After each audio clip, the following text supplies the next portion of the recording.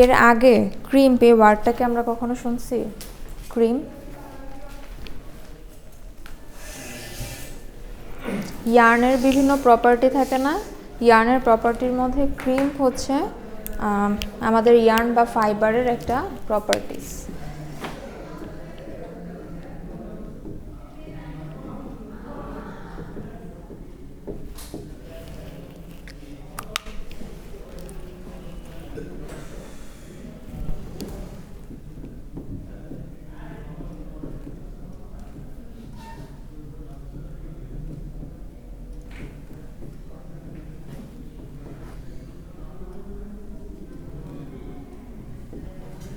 Textile quality অ্যাসুরেন্সের আমাদের আজকের টপিকটা হচ্ছে কি?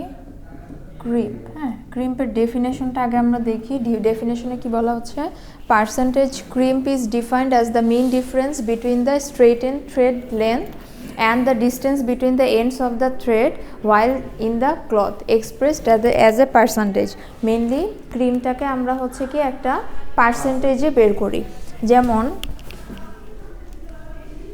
ধরে নিলাম এটা হচ্ছে একটা ইয়ার্ন এবং এটা হচ্ছে আরেকটা ইয়ার্ন, দুইটার মধ্যে পার্থক্য কি? হ্যাঁ, একটা হচ্ছে স্ট্রেট, আরেকটার মধ্যে একটা কার্লিং টেন্ডেন্সি আছে। এই যে কার্লিং টেন্ডেন্সি বা এই যে ওয়েভিনেস, এটাকেই বলা হয় হচ্ছে ক্রিম। তো আমাদের ফ্যাব্রিকের মধ্যে ইয়ার্নগুলো যখন হচ্ছে থাকে, কারণ এটা যদি আমার ওভেন ফ্যাব্রিক হয়, এখানে কি ওয়ার্প এবং ওয়েফটের ইয়ার্ন থাকে, তাই না? এবং আমরা যখন এটা স্কেমেটিক ডায়াগ্রাম আকারে দেখতেছি তখন কিন্তু এটাকে আমরা স্ট্রেট দেখতেছি, কিন্তু ইন জেনারেলি এটা যখন থাকে তখন সেটা কিভাবে থাকে?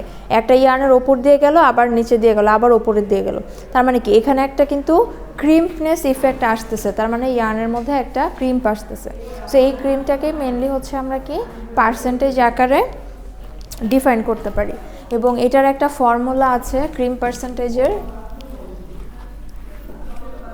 পার্সেন্টেজের ফর্মুলাটা হচ্ছে কি L minus P divided by P, L minus P divided by P into 100। যেহেতু এটা পার্সেন্টেজ এই জন্য আর কি 100 গুণ করা হয়েছে। হ্যাঁ, ছোটোখাটো কিন্তু ম্যাথও থাকতে পারে এক্সামে, মানে এখানে স্লাইডে কোনো ম্যাথ করে দেওয়া নাই, কিন্তু এক্সামে কিন্তু থাকতে পারে। এখানে এল যেটা সেটাকে বলা হচ্ছে কি ক্রিম্প ফ্রি লেন্থ। এল যেটা ক্রিম্প ফ্রি লেন্থ মানে কি? মানে যে ইয়ার্নটার মধ্যে ক্রিম্প নাই, তার মানে হচ্ছে স্ট্রেট লেন্থ। যে কোনো একটা মনে রাখলেই হবে।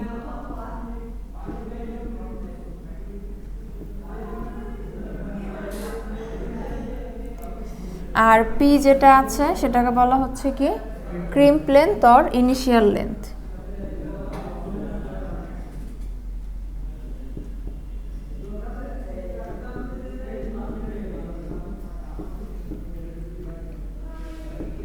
হ্যাঁ, এখন যদি আমার ভ্যালু দেওয়া থাকে, পি এর একটা ভ্যালু দেওয়া থাকে, এল এর একটা ভ্যালু দেওয়া থাকে, এবং ক্রিম পার্সেন্টেজ বের করতে বলা হয়, তাহলে কি পারবো?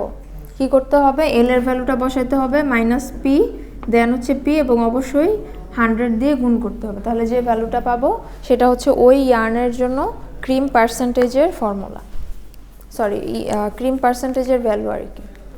আচ্ছা, এরপর আসে হচ্ছে crimp and fabric properties. Crimp and fabric properties mainly হচ্ছে আমাদের কিছু স্পেসিফিক প্যারামিটার্সের উপর ডিপেন্ড করে।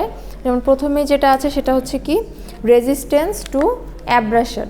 অ্যাব্রাশন বলতে কি বোঝায়? আমরা মিডের সময় পড়ছিলাম অ্যাব্রাশনটা ছিল কি ফ্রিকশন, ঘর্ষণ। সো ঘর্ষণের ক্ষেত্রে এটা কি করবে? রেজিস্ট করবে। দেন হচ্ছে শ্রিঙ্কেজ। আমাদের ক্রিম্পের সাথে কিন্তু শ্রিঙ্কেজের একটা রিলেশন আছে। শ্রিঙ্কেজ মানে কি? সংকোচন, বা হচ্ছে ওই যে ধরেন কাপড় অনেক সময় যদি ওয়াশ করা হয় সেক্ষেত্রে কি হয়, কিছু কিছু কাপড়ের ক্ষেত্রে কিন্তু কাপড়টা ক্ষেপে যায়, তো ওই জিনিসটা হচ্ছে কি shrinkage. Fabric behaviour during টেনজাইল testing.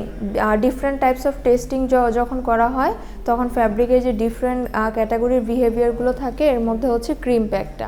দেন হচ্ছে falls in fabric design or construction, fabric costing. ক্রিম্পের উপর ডিপেন্ড করে কিন্তু ফ্যাব্রিকের ডিজাইন বা কনস্ট্রাকশনও চেঞ্জ হতে পারে। যেমন আমরা যদি ফ্যাব্রিক কনস্ট্রাকশনের কথা বলি, আমাদের ওভেন ফ্যাব্রিকের ক্ষেত্রে বেসিক ক্যাটাগরি কয়টা আছে? ফ্যাব্রিক স্ট্রাকচারের উপর ডিপেন্ড করে ওভেন ফ্যাব্রিকের ক্যাটাগরি কয়টা জানি না। ওভেন ফ্যাব্রিকের হচ্ছে 3টা,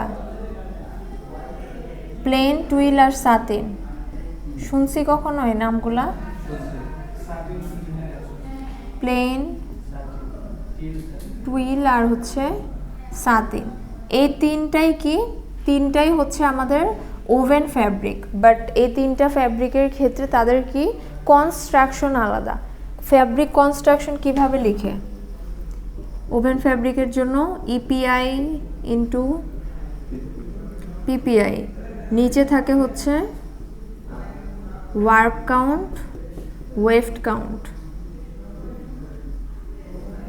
ইন্টু হচ্ছে কি ফ্যাব্রিক উইথ। এটা হচ্ছে একটা ওভেন ফ্যাব্রিকের কনস্ট্রাকশন আর কি। তো এই যে ফ্যাব্রিকের কনস্ট্রাকশন বা স্ট্রাকচার, এটা মেনলি ডিপেন্ড করে। যেমন ওভেন ফ্যাব্রিক কোনগুলা, একটা এক্সাম্পল দেন তো যে ওভেন ফ্যাব্রিক কোনগুলা।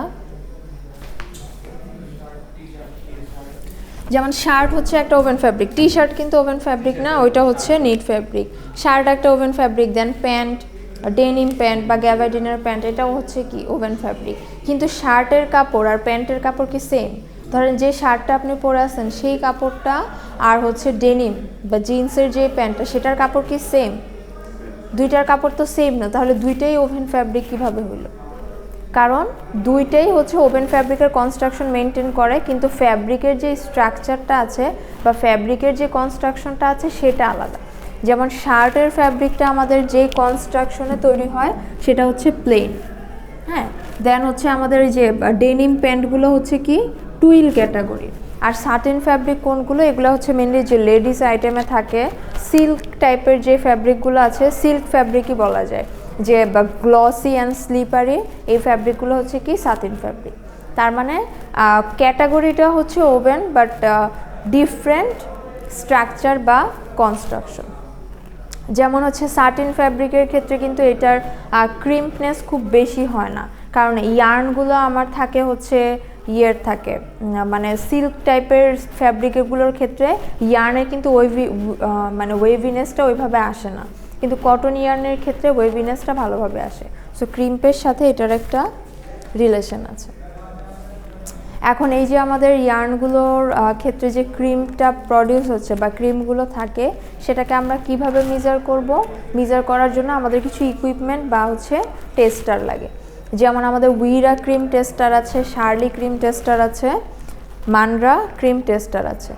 এর মধ্যে আমরা যেটা নিয়ে আর কি ডিসকাস করব বা যে টপিকটা দেখব সেটা হচ্ছে কি উইরা ক্রিম টেস্টার। এটা হচ্ছে একটা ক্রিম টেস্টার যেটার মাধ্যমে আমরা মেনলি কী করতে পারি, মানে যে ইয়ার্নের মধ্যে ক্রিম পার্সেন্টেজ কতটুকু আছে সেটা আমরা বের করতে পারি। যেমন আমাদের যে ফর্মুলাটা ছিল ক্রিম পার্সেন্টেজের, L-P ছিল না, মানে স্ট্রেট লেন্থ লাগবে আর ক্রিম্প লেন্থ লাগবে। এখন এই লেন্থটা আমরা নিব কিভাবে?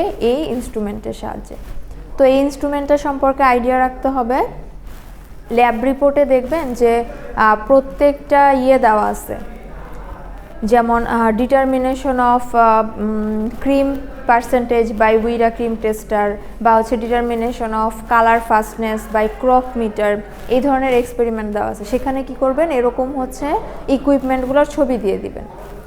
আপনি চাইলে যেমন যেগুলো হচ্ছে এরকম স্কেমেটিক ডায়াগ্রাম, এগুলো তো আঁকতেই পারবেন, আর যদি মেশিনারিজের সব ছবি থাকে ওটা হচ্ছে প্রিন্ট করে দিয়ে দিলেও হবে। বুঝা গেল?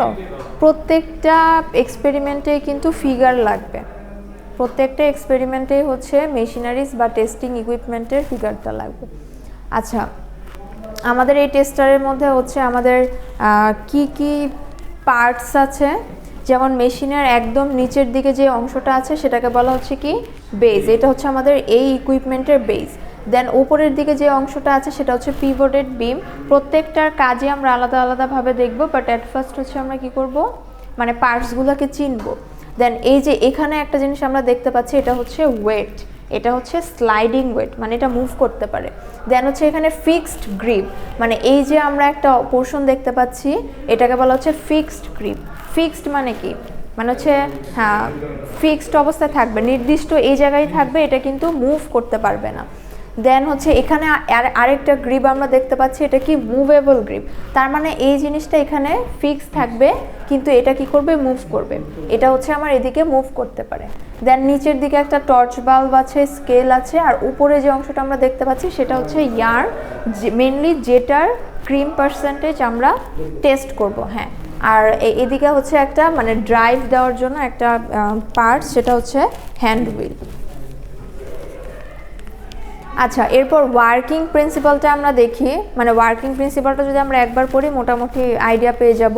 টেস্টিং সাবজেক্টটা আসলে ইজি, তুলনামূলকভাবে ইজি, একটুখানি মাথায় রাখতে হবে যে স্যাম্পলটা আমরা কতটুকুতে কাট করতেছি, বা মেশিনারিজের মধ্যে যে আমরা ইনপুট দিচ্ছি কোনো আরপিএম বা হচ্ছে কোনো টার্নের ভ্যালু আছে কিনা, আদারওয়াইজ জিনিসগুলোকে কিন্তু নিজেদের মতো লেখা যায়। যেমন এখানে প্রথমেই বলা হচ্ছে কি, sample is cut by the dimension of 16 inch, তার মানে স্যাম্পলটাকে আমরা ফার্স্টে কেটে নিব 16 ইঞ্চি ডাইমেনশনে। এবং এখানে স্যাম্পল বলতে কি বোঝানো হচ্ছে,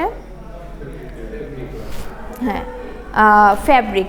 এরপরে বলা হচ্ছে yarns R collected from the fabric, তার মানে আমার কাছে যদি একটা ফ্যাব্রিক থাকে, কারণ এটা হচ্ছে একটা ফ্যাব্রিক, এই ফ্যাব্রিক থেকে আমি কি করব, 16 ইঞ্চি কেটে নিব, এবং কাট করার পর যে ফ্যাব্রিকটা আমরা পাচ্ছি সেখান থেকে টেনে টেনে ইয়ার্ন বের করব।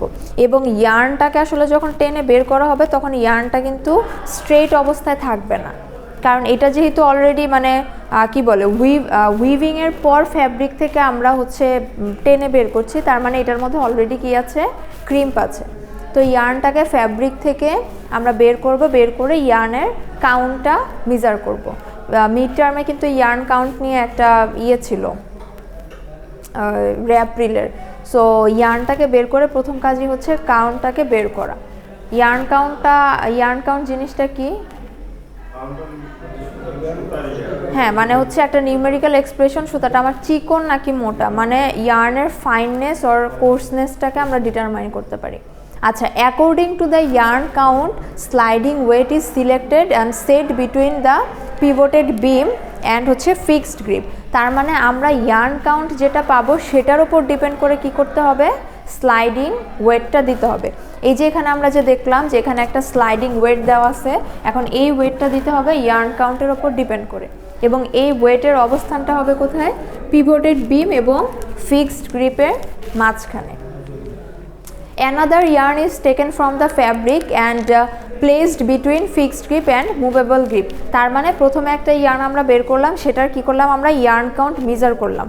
এখন ওইটাকেই কিন্তু আমরা আবার কি করতে পারবো না, মানে এই ইকুইপমেন্টে সেট আপ দিতে পারবো না, কারণ যেহেতু ওই ইয়ার্নটাকে আমরা বের করছি, ইয়ার্ন কাউন্ট মেজার করছি, তার মানে কি ক্রিম্পনেসটা কিন্তু অলরেডি মানে কমে গেছে, পূর্বের যেই অবস্থানটা ছিল সেটা কিন্তু তার নাই আর।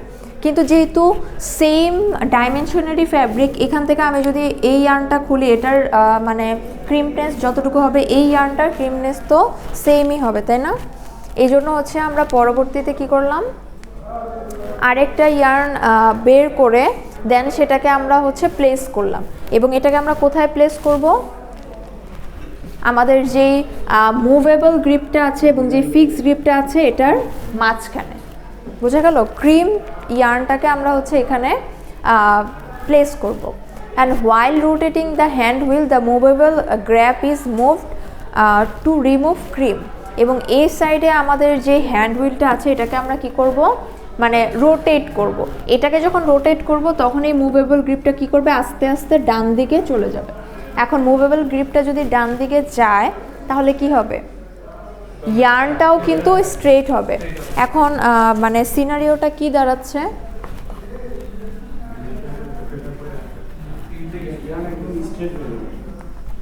হ্যাঁ ইয়ার্নটা স্ট্রেট হবে।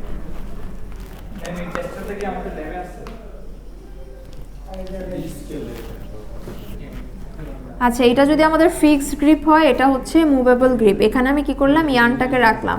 এখন এই মুভেবল গ্রিপটা যদি আস্তে আস্তে আমাদের ডান দিকে যেতে থাকে, মানে যদি এদিকে চলে আসে, এবং এই এখানে ইয়ার্নটা যদি হচ্ছে ধরেন হালকা একটা ওয়েভিনেস আছে, তাহলে ইয়ার্নটা কি হবে, আস্তে আস্তে আমার স্ট্রেট হবে। মানে মুভেবল গ্রিপটা যখন আমার ডান দিকে যাবে তখন এই ইয়ার্নটা আস্তে আস্তে স্ট্রেট হতে থাকবে। hand wheel is rotated clockwise until the sliding weight comes to the parallel with the base and the light is turned on. এবং এই জিনিসটাকে আসলে আমরা কতক্ষণ পর্যন্ত মানে হচ্ছে মুভ করব, যতক্ষণ না পর্যন্ত স্লাইডিং ওয়েটটা সোজা হবে। এখানে কিন্তু স্লাইডিং ওয়েটটা কি একটু প্যারালালি আছে, তাই না? এই স্লাইডিং ওয়েটটা যখন সোজা হবে এবং নিচের যে টর্চ বাল্বটা আছে যে সেটা যতক্ষণ পর্যন্ত না জ্বলবে ততক্ষণ পর্যন্ত আমরা কি করব, মুভেবল গ্রিপটাকে সরাবো। Then the value of straightened length is taken from the scale and crimp percentage is calculated with the help of formula. তার মানে আমাদের ইয়ার্নটা যখন ক্রিম্প অবস্থায় ছিল তখন হচ্ছে এটার একটা লেন্থ ছিল অবশ্যই, সেই লেন্থটা আমরা হচ্ছে মেপে রাখবো যেটার ভ্যালু হচ্ছে পি। আর যখন কিনা এটাকে স্ট্রেট করা হলো এটার একটা লেন্থ আছে, এটাকে আমরা হচ্ছে মেজার করব, এটার ভ্যালু হচ্ছে এটার প্যারামিটারটা হচ্ছে এল। এবং যখন আমরা এল আর পি পেয়ে গেলাম লাস্টলি কি করব, finally crimp percentage is calculated with the help of formula. এবং ফর্মুলা আমাদের যেটা ছিল L minus P divided by P into 100, ওই ফর্মুলায় বসাইলে আমাদের এই ইয়ার্নের ক্রিম পার্সেন্টেজ আমরা পেয়ে যাব। ক্লিয়ার সবাই? এরপরে ওয়ার্কিং প্রসিডিউর পরে আর কোনো স্লাইড দেওয়া নাই, কিন্তু আরেকটা টপিক আপনাদের পড়তে হবে, সেটা কি, যে কোনো এক্সপেরিমেন্টের ক্ষেত্রে আমাদের ওই টার্মটা জানতে হয়। এটা আমি মিডের ক্ষেত্রেও বলছিলাম কয়েকবার। সেটা কি? প্রিকশন। প্রিকশন কি? প্রিকশন মানে হচ্ছে যে সাবধানতা, মানে এই এক্সপেরিমেন্টটা করার সময় আমরা কি কি সতর্কতা বা হচ্ছে সাবধানতা অবলম্বন করব। কি কি সাবধানতা অবলম্বন করব বলেন তো একজন?